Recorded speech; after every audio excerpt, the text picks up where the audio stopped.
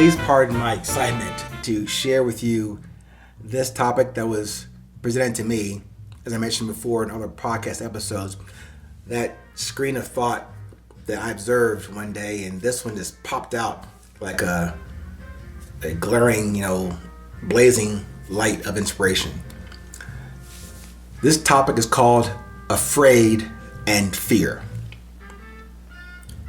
Why would you choose fear or to be afraid? Under what condition or situation would push or nudge or force you into fearfulness?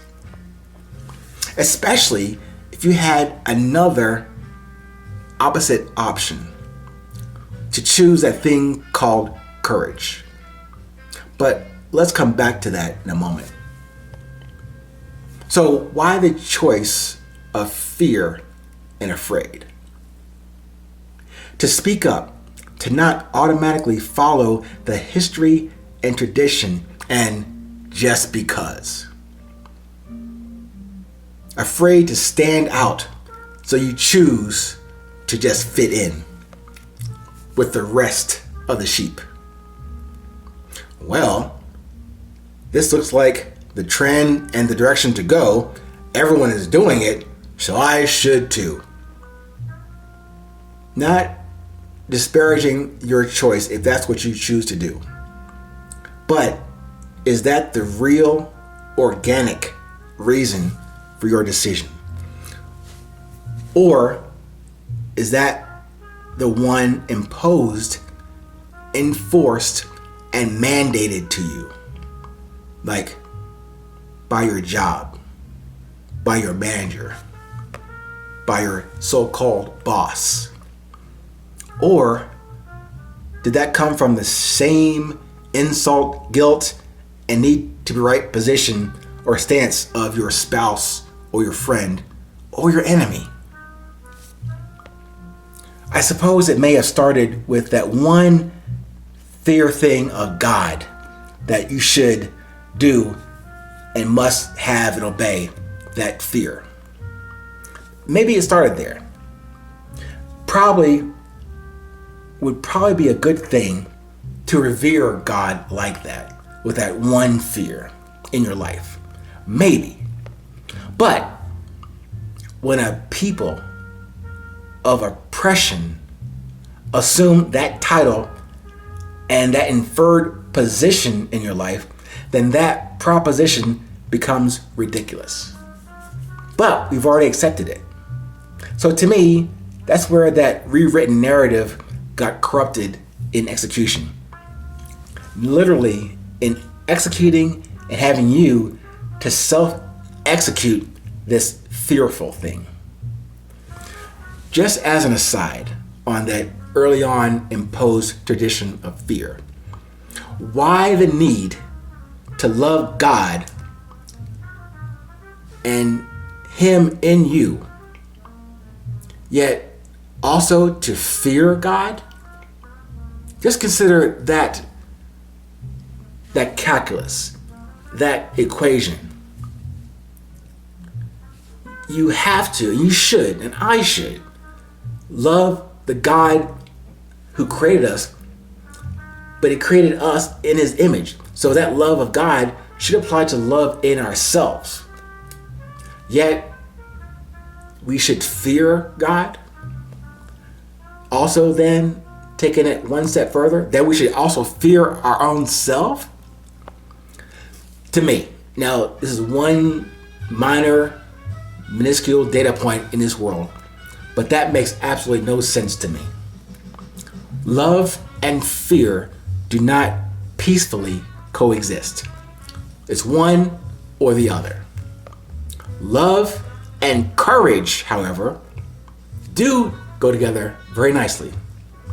So with your message, with your purpose, with your voice, with my message, with my purpose, the voice I am finding within myself today, it all comes down to courage. As described and outlined in the book, Resilience, the Beauty of Presence. Courage I define as two subcomponents. Courage means humility and confidence. To speak and present and produce from your beauty, from the very real insistence and existence of love flowing through our respective and common bodies and spirits. And stop with the afraid and fear thing moving forward. Just stop.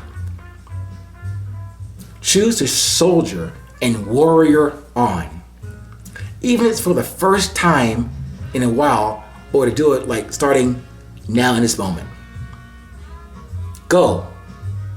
Ask no question and die in this present moment. That's still moving forward. And each one that proceeds from this one, apply the same metric, apply the same quality, apply your available best at that time. I'm asking you and thank you for taking the time today to consider these words. And that's all they are. My words on the sound wave, this broadcast, this recording that you've chosen to accept, at least for the 500 seconds, what I'm saying, how I'm saying it, and if and when it does resonate and radiate within you.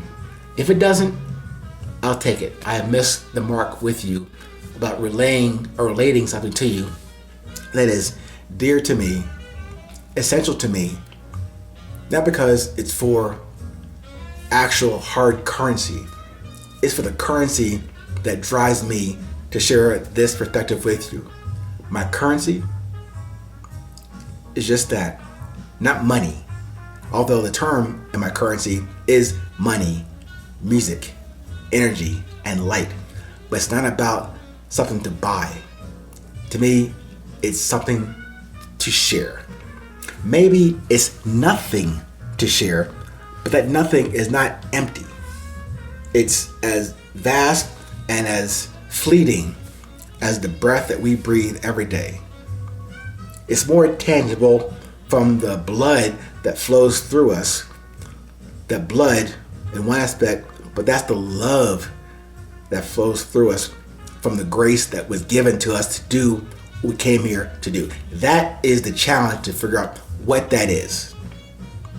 So, sorry for the excitement about this topic and on the subject afraid and fear, or probably including afraid and fear and ego.